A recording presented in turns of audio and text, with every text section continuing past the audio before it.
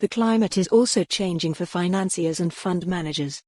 A quiet climate action revolution is taking place as fund managers question their investments in firms not dealing with their emissions, writes Kyran Fitzgerald. This is not a warning leveled by an angry climate activist but the words of a warning delivered by the UK's largest money manager, Legal and General Investment Management. We are facing a climate catastrophe.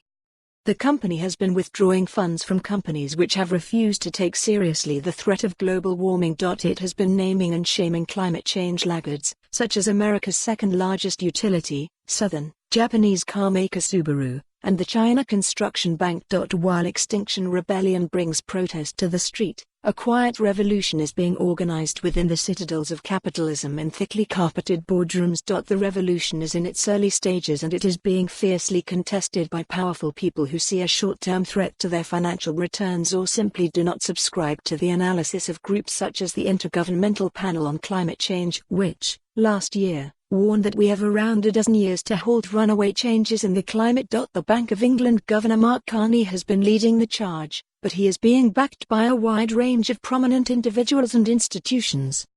He is more aware than most that a dramatic degradation of the global environment poses a threat to the foundations of the financial system on a number of fronts.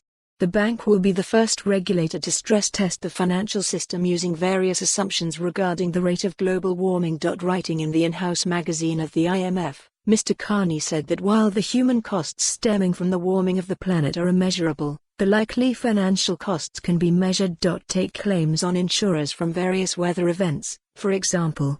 These amounted to €72 billion in 2018. Double the inflation-adjusted average claims lodged during the past 30 years. In 2017, the claims figure was a record €127 billion, but you can add to this damage estimated at €180 billion to people and businesses, mainly in poorer countries, without property insurance. In countries such as Nigeria, Indonesia, India, Vietnam, at the very sharp end of the crisis, insurance penetration is less than 1%. In this case it is not insurance companies, but societies and individuals, which pick up the tab. In Syria, it is reckoned that a long drought acted as a catalyst in a civil war that has produced over 500,000 deaths and millions of refugees.